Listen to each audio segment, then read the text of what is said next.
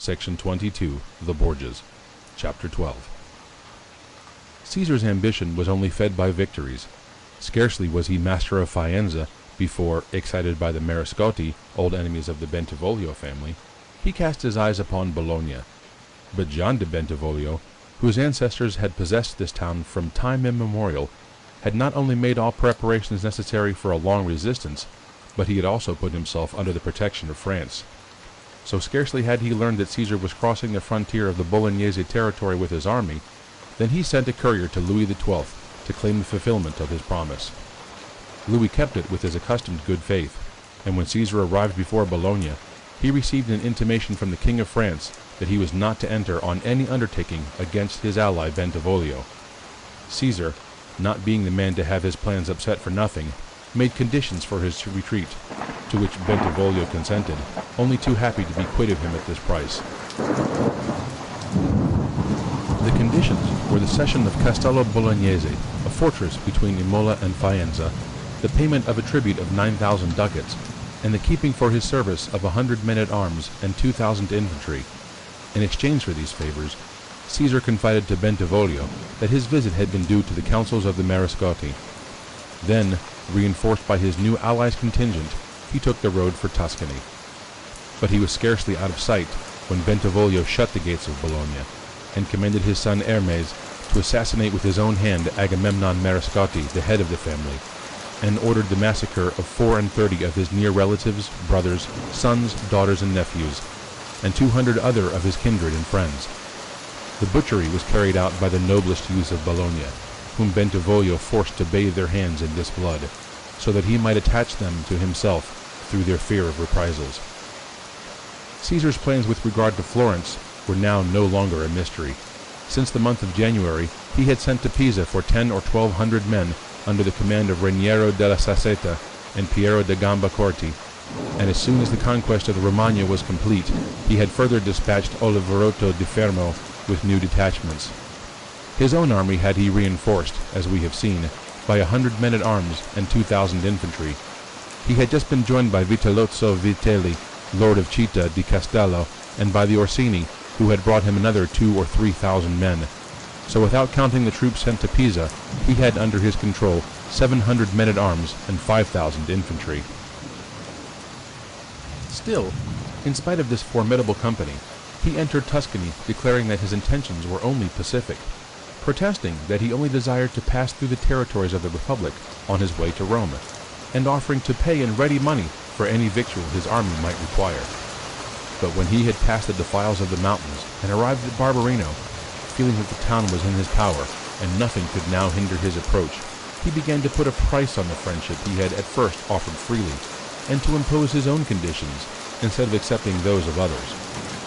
These were that Piero de' Medici, kinsman and ally of the Orsini, should be reinstated in his ancient power, that 6 Florentine citizens, to be chosen by Vitellozzo, should be put into his hands, that they might by their death expiate that of Paolo Vitelli, unjustly executed by the Florentines, that the Signoria should engage to give no aid to the Lord of Piombino, whom Caesar intended to dispossess of his estates without delay, and further, that he himself should be taken into the service of the Republic, for a pay proportionate to his deserts.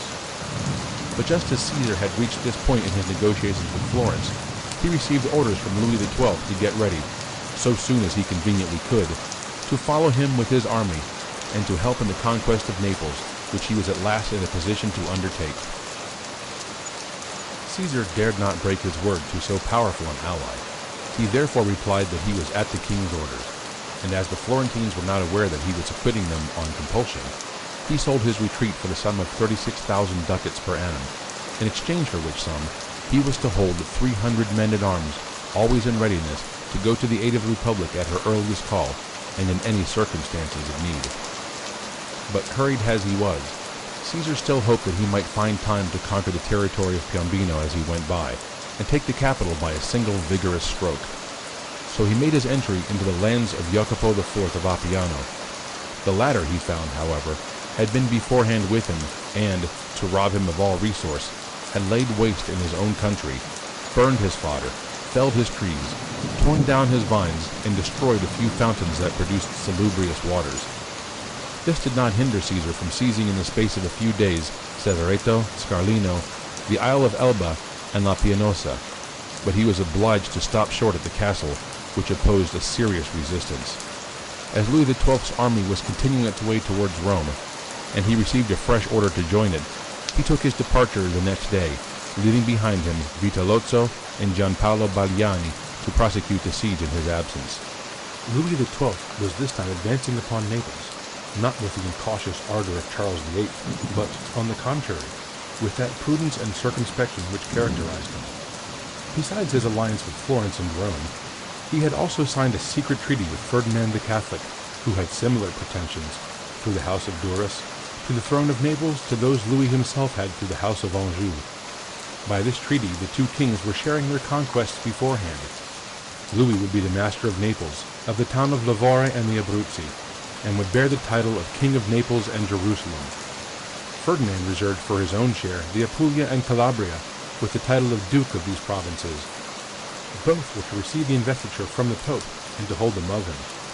This partition was all the more likely to be made, in fact, because Frederick, supposing all the time that Ferdinand was his good and faithful friend, would open the gates of his towns, only to receive into his fortresses conquerors and masters, instead of allies. All this perhaps was not very loyal conduct on the part of a king who had so long desired, and had just now received the surname of Catholic, but it mattered little to Louis, who profited by treasonable acts he did not have to share. The French army, which the Duke of Valentinois had just joined, consisted of 1,000 lances, 4,000 Swiss, and 6,000 Gascons and adventurers. Further, Philip of Rabenstein was bringing by sea 6 Breton and Provençal vessels, and 3 Genoese carracks, carrying 6,500 invaders.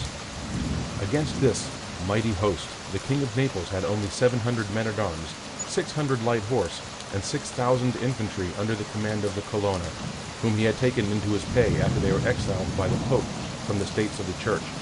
But he was counting on Gonsalvo of Cordova, who was to join him at Gaeta, and to whom he had confidingly opened all his fortresses in Calabria.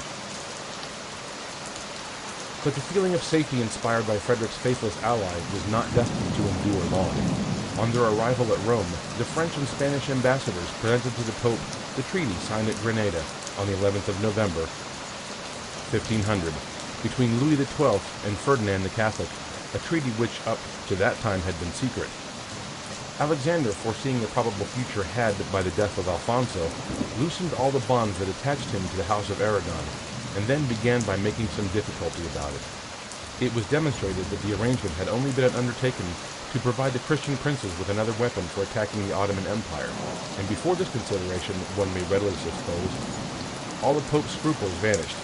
On the 25th of June, therefore, it was decided to call a consistory which was to declare Frederick deposed from the throne of Naples. When Frederick had heard all at once that the French army had arrived at Rome, that his ally Ferdinand had deceived him, and that Alexander had pronounced the sentence of his downfall, he understood that all was lost. But he did not wish it to be said that he had abandoned his kingdom without even attempting to save it. So he charged his 2 new condottieri, Fabrizio Colonna and Manuzia di Marciano, to check the French before Capua with 300 men-at-arms, some light horse, and 3,000 infantry. In person, he occupied Aversa with another division of his army, while Prospero Colonna was sent to defend Naples with the rest, and make a stand against the Spaniards on the side of Calabria. These dispositions were scarcely made when Tavernier, having passed the Volturno, approached to lay siege to Capua, and invested the town on both sides of the river. Scarcely were the French encamped before the ramparts that they began to set up their batteries, which were soon in play, much to the terror of the besieged, who, poor creatures, were almost strangers to the town, and had fled thither from every side, expecting to find protection beneath the walls. So although bravely repulsed by Fabrizio Colonna, the French, from the moment of their first assault, inspired so great and blind a terror that everyone began to talk of opening the gates, and it was only with great difficulty that Colonna made this multitude understand that at least they ought to reap some benefit from the check the besiegers had received, and obtain good terms of capitulation. When he had brought them round to his view, he set out to demand a parley with Tavernier, and the conference was fixed for the next day, but one in which they were to treat of the surrender of the town. but this was not Caesar Borgia's idea at all. He had stayed behind to confer with the Pope, and had joined the French army with some of his troops on the very day on which the conference had been arranged for 2 days later, and a capitulation of any nature would rob him of his share of the booty and the promise of such pleasure as would come from the capture of a city so rich and populous as Capua. So he opened up negotiations on his own account, with a captain who was on guard at one of the gates. Such negotiations, though with cunning supported by bribery, proved as usual more prompt and efficacious than any others. At the very moment when Fabrizio Colonna, in a fortified outpost, was discussing the conditions of capitulation with the French captains, suddenly great cries of distress were heard. These were caused by Borgia, who without a word to anyone had entered the town with his faithful army from Romagna, and was beginning to cut the throats of the garrison, which had naturally somewhat relaxed their vigilance in the belief that the capitulation was all but signed. The French, when they saw that the town was half taken, rushed on the gates with such impetuosity that the besieged did not even attempt to defend themselves any longer, and forced their way into Capua by 3 separate sides. Nothing more could be done then to stop the issue. Butchery and pillage had begun, and the work of destruction must needs be completed.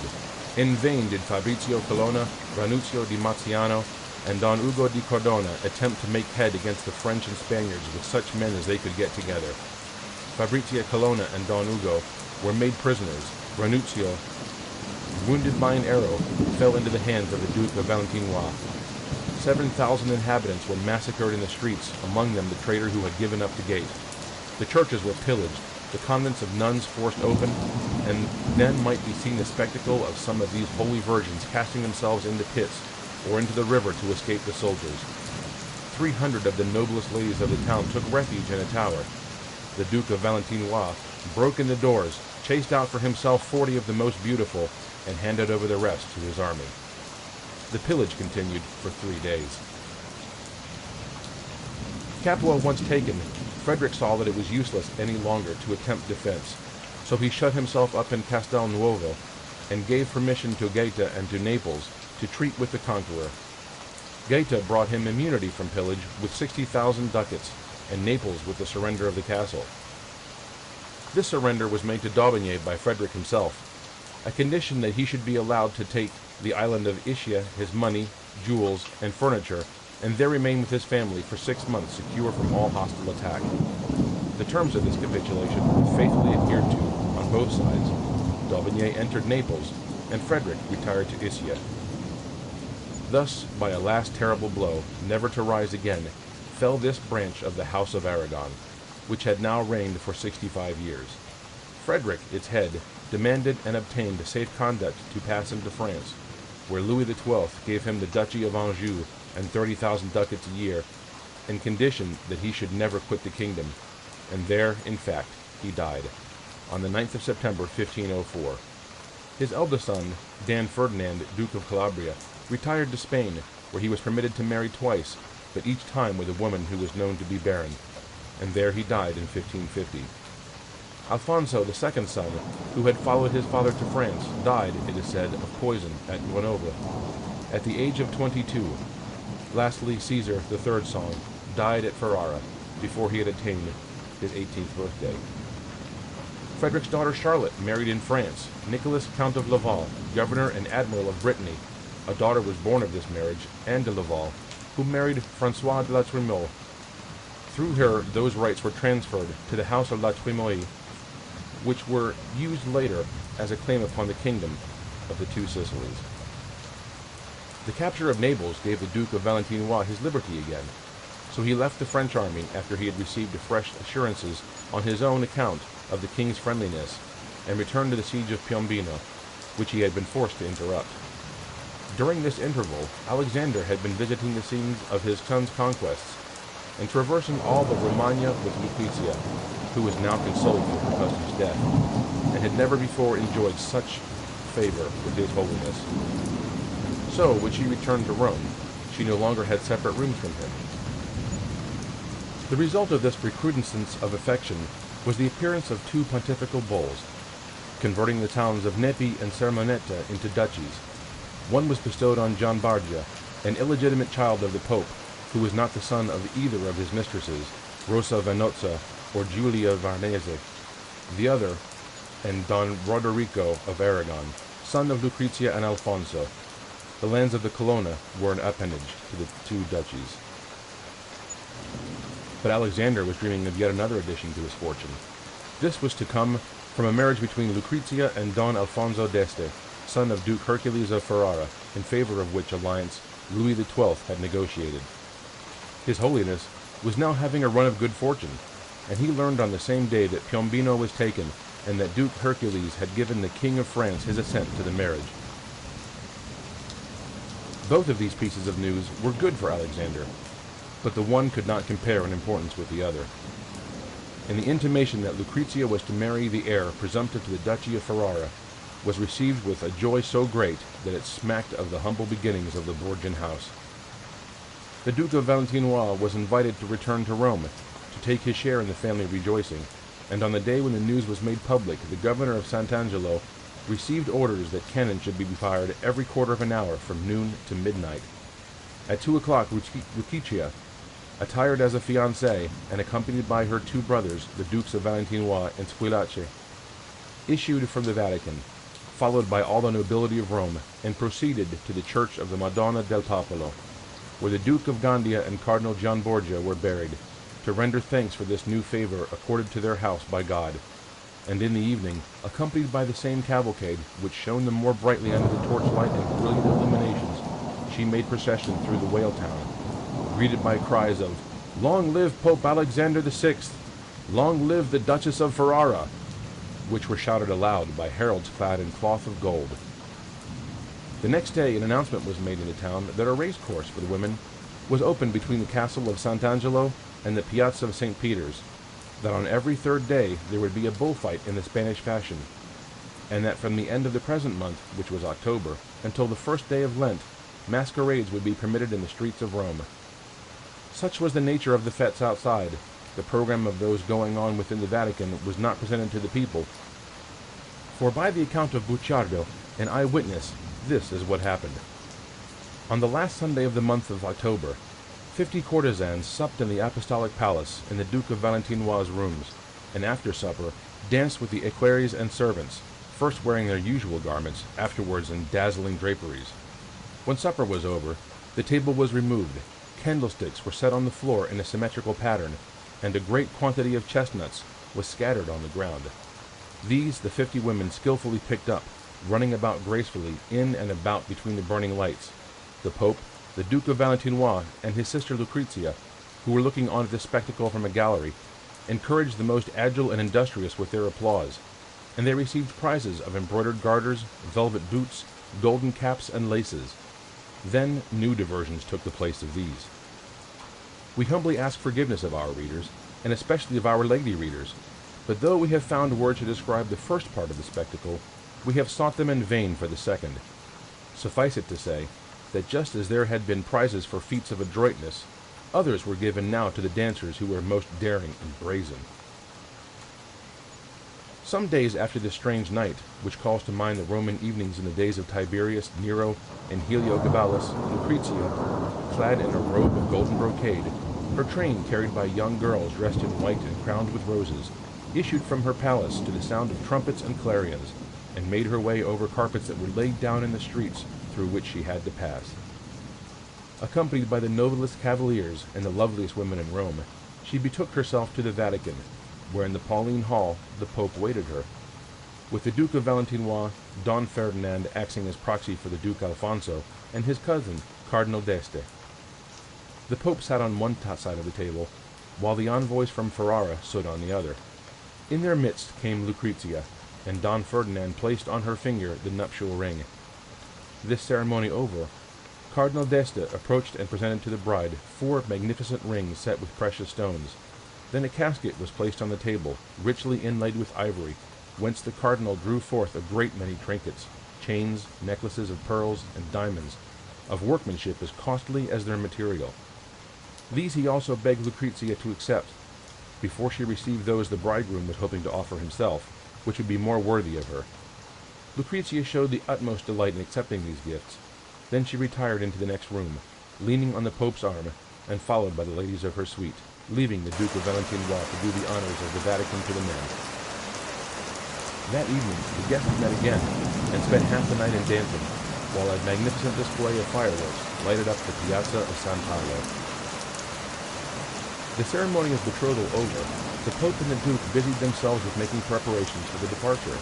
The Pope, who wished the journey to be made with a great degree of splendor, sent in his daughter's company, in addition to the two brothers-in-law and gentlemen in their suite, the Senate of Rome and all the lords who, by virtue of their wealth, could display most magnificence in their costumes and liveries.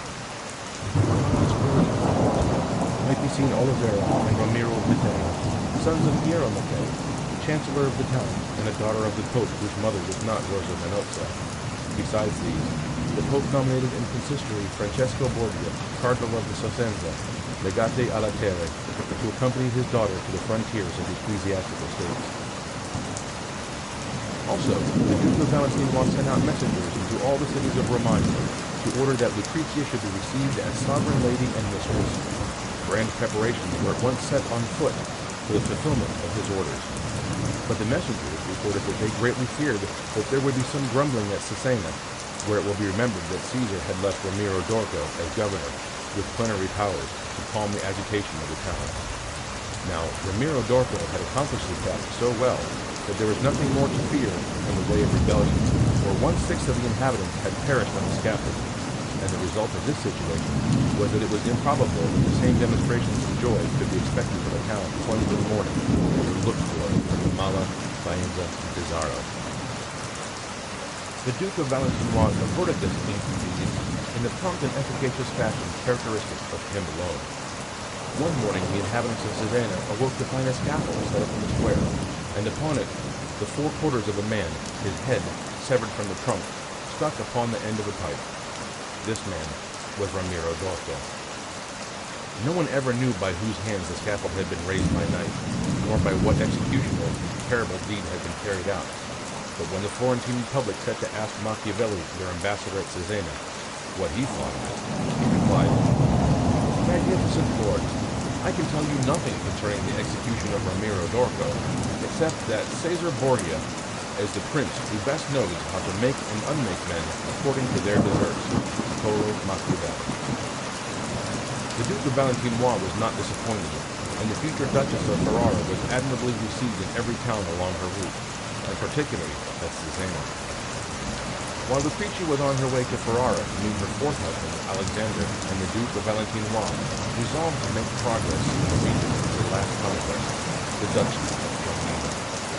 The apparent object of this journey was that the new subjects might take their oath to Caesar, and the real object was to form an arsenal in Jacopo da Piano's capital, within the reach of Tuscany, a plan which neither the Pope nor his son had ever seriously abandoned. The two accordingly started from the port of Corneto, with 6 ships, accompanied by a great number of cardinals and prelates, and arrived that same evening in Piombino. The pontifical court made a stay there of several days, partly with the view of making the Duke known to the inhabitants, and also in order to be present at certain ecclesiastical functions, of which the most important was a service held on the 3rd Sunday in Lent, in which the Cardinal of Cosenza sang a Mass, and the Pope officiated in state with the Duke and the Cardinals. After these solemn functions, the customary pleasures followed, and the Pope summoned the prettiest girls of the country and ordered them to dance the national dances beforehand. Following on these dances came feasts of unheard-of magnificence, during which the Pope, in the sight of all men, completely ignored Lent and did not fast. The object of all these fetes was to scatter abroad a great deal of money, and so to make the Duke of Valentinois popular, while poor Jacopo da Piano was forgotten. When they left Piombino, the Pope and his son visited the island of Elba, where they only stayed long enough to visit the old fortifications and issue orders for the buildings of new ones. Then the illustrious travelers embarked upon their return journey to Rome, but scarcely had they put out to sea when weather became adverse, and the Pope not wishing to put in at Porto Ferrajo, they remained 5 days on board, though they had only 2 days' provisions. During the last 3 days, the Pope lived on fried fish that were caught under great difficulties because of the heavy weather. At last, they arrived in sight of Corneto, and there the Duke, who was not on the same vessel as the Pope, seeing that his ship could not get in, had a boat put out, and so was taken ashore. The Pope was obliged to continue on his way towards Pontecole, where at last he arrived, after encountering so violent a tempest that all who were with him were utterly subdued by either sickness or the terror of death. The Pope alone did not show one instant's fear, but remained on the bridge during the storm, sitting on his armchair, invoking the name of Jesus and making the sign of the cross. At last his ship entered the roads of Pontecole, where he landed, and after sending to Corneto to fetch horses, he rejoined the Duke, who was there awaiting him. Then they returned by slow stages, by way of Civitavecchia and Palo, and reached Rome after an absence of a month. Almost at the same time, D'Albret arrived in quest of his cardinal's hat. He was accompanied by 2 princes of the House of Navarre, who were received not only with those honors which beseemed their rank, but also as brother-in-laws, to whom the Duke was eager to show in what spirit he was contracting this alliance. End of section 22. Section 23. The Borgias, Chapter 13, Part 1. The time had now come for the Duke of Valentinois to continue the pursuit of his conquests. So, since on the 1st of May in the preceding year, the Pope had pronounced sentence of forfeiture in full consistory against Julius Caesar of Verona, as punishment for the murder of his brother Rudolf for the harbouring of the Pope's enemies, and he had accordingly been mulcted of his fief of Camerino, which was to be handed over to the Apostolic Chamber. Caesar left Rome to put the sentence in execution.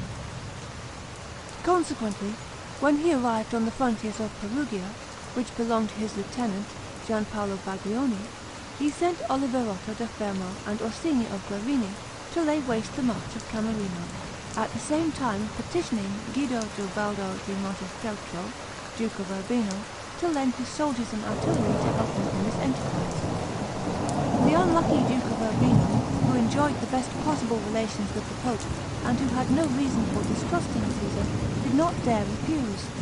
But on the very same day that the Duke of Urbino's troops started for Camerino, Caesar's troops entered the Duchy of Urbino and took possession of Calvi, one of the 4 towns of the little state.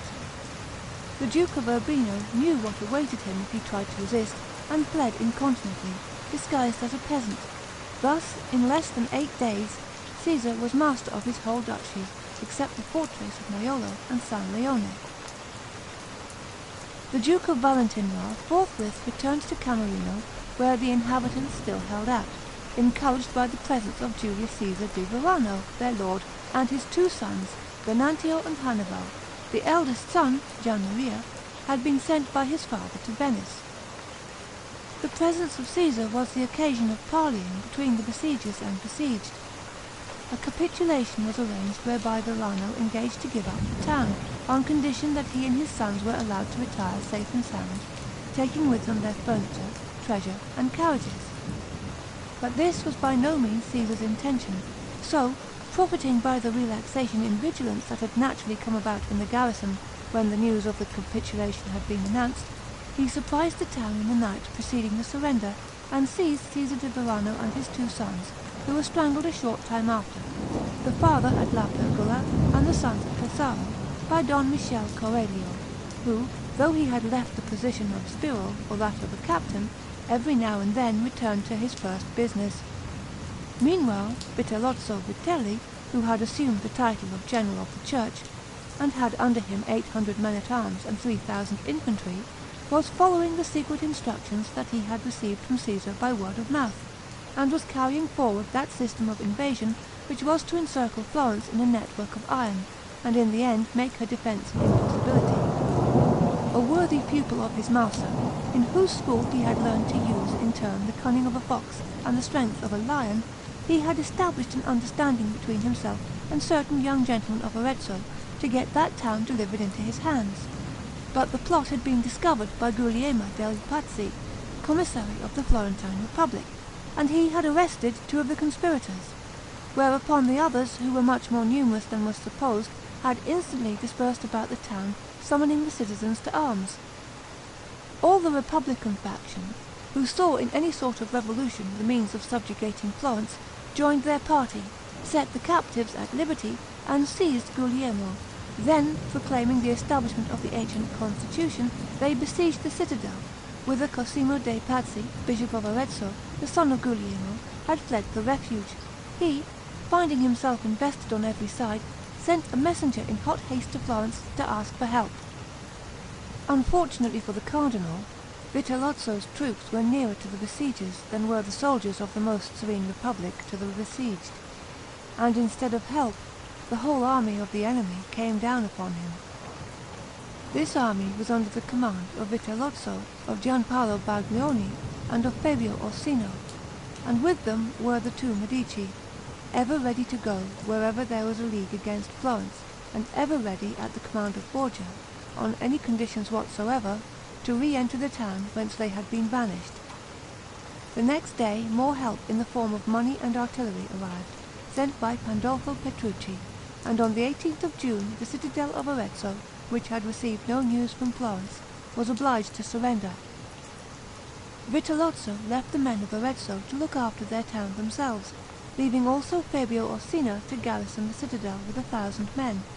Then, profiting by the terror that had been spread throughout all this part of Italy by the successive captures of the Duchy of Urbino, of Camerino, and of Arezzo, he marched upon Monte San Severino, Castiglione, Aretino, Cortone, and the other towns of the valley of Chiana, which submitted one after the other almost without a struggle.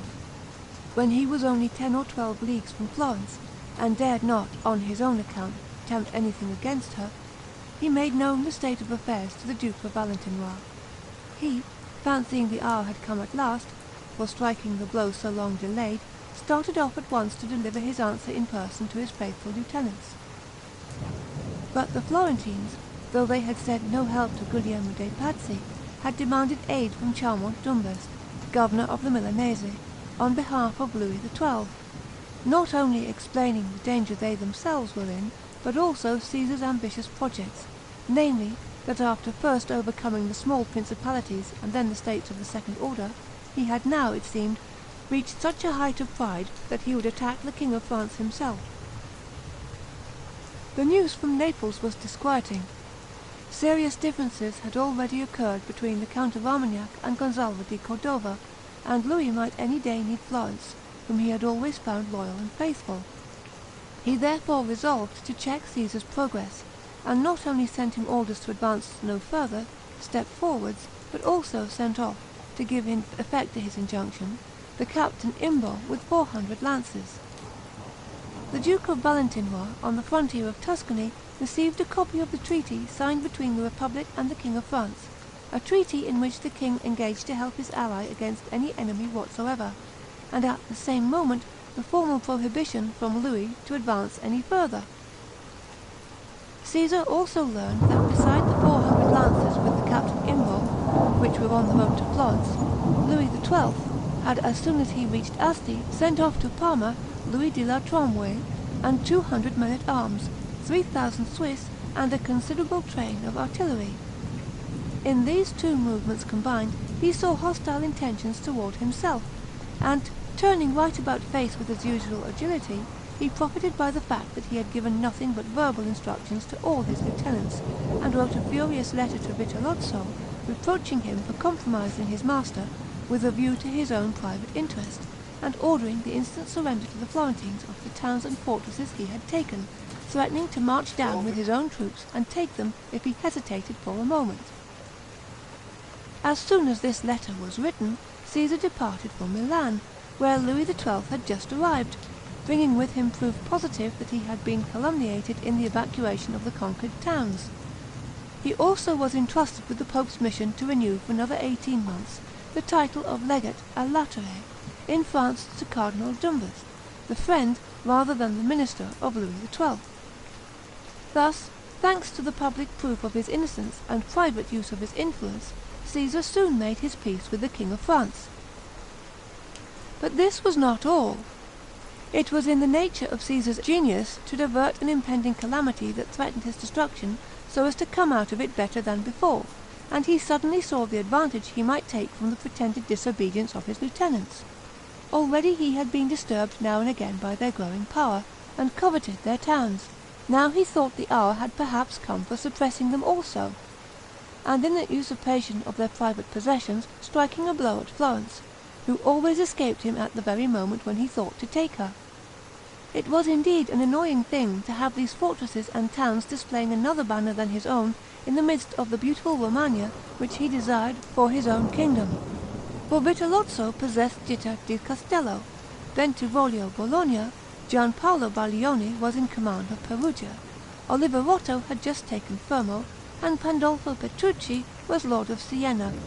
It was high time that all these returned into his own hands. The lieutenants of the Duke of Valentinois, like Alexander's, were becoming too powerful, and Borgia must inherit from them, unless he were willing to let them become his own heirs. He obtained from Louis XII 300 lances wherewith to march against them. As soon as Vitellozzo Vitelli received Caesar's letter, he perceived that he was being sacrificed to the fear that the King of France inspired. But he was not one of those victims who suffer their throats to be cut in the expiation of a mistake. He was a buffalo of Romagna who opposed his horns to the knife of the butcher. Besides, he had the example of Verano and the Manfredi before him, and, death for death, he preferred to perish in arms. So Vitellozzo convoked at Magione all whose lives or lands were threatened by this new reversal of Caesar's policy. These were Paolo Orsino, Gianpaolo Baglioni, Hermes Bentivoglio, representing his father Gian, Antonio di Venafro, the envoy of Pandolfo Petrucci, Oliver Toxo da Fermo, and the Duke of Urbino. The first 6 had everything to lose, and the last had already lost everything. A treaty of alliance was signed between the confederates. They engaged to resist, whether he attacked them severally or all together. Caesar learned the existence of this league by its first effects. The Duke of Urbino, who was adored by his subjects, had come with a handful of soldiers to the fortress of San Leone, and it had yielded at once. In less than a week, towns and fortresses followed this example, and all the duchy was once more in the hands of the Duke of Urbino. At the same time, each member of the confederacy openly proclaimed his revolt against the common enemy, and took up a hostile attitude. Caesar was at Imola, awaiting the French troops, but with scarcely any men, so that Bentivoglio, who held part of the country, and the Duke of Urbino, who had just reconquered the rest of it, could probably have either taken him or forced him to fly and quit the Romagna, had they marched against him. All the more since the 2 men on whom he counted, viz. Don Ugo di Cardona, who had entered his service after Capua was taken, and Micheletto, had mistaken his intention, and were all at once separated from him. He had really ordered them to fall back upon Rimini, and bring 200 light horse and 500 infantry, of which they had the command. But, unaware of the urgency of his situation, at the very moment when they were attempting to surprise La Pergola and Fossombrone, they were surrounded by Orsino of Gravina and Vitellozzo. Ugo di Cardona and Micheletto defended themselves like lions, but in spite of their utmost efforts, their little band was cut to pieces, and Ugo di Cardona taken prisoner, while Micheletto only escaped the same fate by lying down among the dead. When night came on, he escaped to Fano. But even alone as he was, almost without troops at Imola, the Confederates dared attempt nothing against Caesar, whether because of the personal fear he inspired, or because in him they respected the ally of the King of France. They contented themselves with taking the towns and fortresses in the neighbourhood. Vitellozzo had retaken the fortresses of Fossombrone, Urbino, Cali, and Agobbio. Orsino of Gravina had reconquered Fano and the whole province, while Gian Maria di Verano, the same who by his absence had escaped being massacred with the rest of his family, had re-entered Camerino, borne in triumph by his people. Not even all this could destroy Caesar's confidence in his own good fortune, and while he was on the one hand urging on the arrival of the French troops, and calling in to his prey all those gentlemen known as broken lances, because they went about the country in parties of 5 or 6 only, and attached themselves to anyone who wanted them, he had opened up negotiations with his enemies, certain that from that very day when he should persuade them to a conference they were undone. Indeed, Caesar had the power of persuasion as a gift from heaven, and though they perfectly well knew his duplicity, they had no power of resisting. Not so much of his actual eloquence, as that air of frank good nature which Machiavelli so greatly admired, and which indeed more than once deceived even him, wily politician as he was. In order to get Paolo Orsino to treat with him at Imola, Caesar sent Cardinal Borgia to the Confederates as a hostage, and on this Paolo Orsino hesitated no longer. and on the 25th of October, 1502, arrived at Imola. Caesar received him as an old friend, from whom one might have been estranged a few days, because of some slight passing differences. He frankly avowed that all the fault was no doubt on his side, since he had contrived to alienate men who were such loyal lords and also such brave captains. But with men of their nature, he added, an honest, honourable explanation, such as he would give, must put everything once more in statu quo. To prove that it was goodwill, not fear, that brought him back to them, he showed Orsino the letters from Cardinal Ambroise, which announced the speedy arrival of French troops. He showed him those he had collected about him, in the wish, he declared, that they might be thoroughly convinced that what he chiefly regretted in the whole matter was not so much the loss of the distinguished captains who were the very soul of his vast enterprise, as that he had led the world to believe, in a way so fatal to his own interest, that he could for a single instant fail to recognize their merit, adding that he consequently relied upon him, Paolo Orsino, whom he had always cared for most, to bring back the Confederates by a peace which would be as much for the profit of all as a war was hurtful to all, and that he was ready to sign a treaty in consonance with their wishes so long as it should not prejudice his own honour. Orsino was the man Caesar wanted. Full of pride and confidence in himself, he was convinced of the truth of the old proverb that says, "A pope cannot reign 8 days if he has half the Colonnas and the Orsini against him." He believed, therefore, if not in Caesar's good faith, at any rate in the necessity he must feel for making peace. Accordingly he signed with him the following conventions, which only needed ratification, on the 18th of October, 1502, which we reproduce here as Machiavelli sent them to the magnificent Republic of Florence. Agreement between the Duke of Valentinois and the Confederates.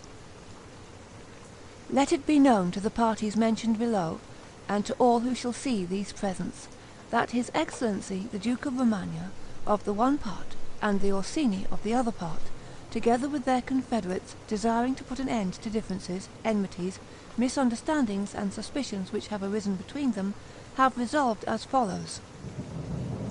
There shall be between them peace and alliance true and perpetual, with a complete obliteration of wrongs and injuries which may have taken place up to this day, both parties engaging to preserve no resentment of the same, and in conformity with the aforesaid peace and union, His Excellency the Duke of Romagna shall receive into perpetual confederation, league and alliance all the lords aforesaid, and each of them shall promise to defend the estates of all in general, and of each in particular, against any power that may annoy or attack them for any cause whatsoever, excepting always nevertheless the Pope Alexandre VI and His very Christian Majesty Louis XII, King of France. The lords above named promising on the other part to unite in the defence of the person and estates of His Excellency, and also those of the most illustrious lords, Don Gaffredo Bargia, Prince of Squillace, Don Roderigo Bargia, Duke of Sermeta and Bicelli, and Don Gian Borgia, Duke of Camerino and Neggi, all brothers or nephews of the Duke of Romagna. Moreover, since the rebellion and usurpation of Urbino have occurred during the above-mentioned misunderstandings, all the confederates aforesaid, and each of them shall bind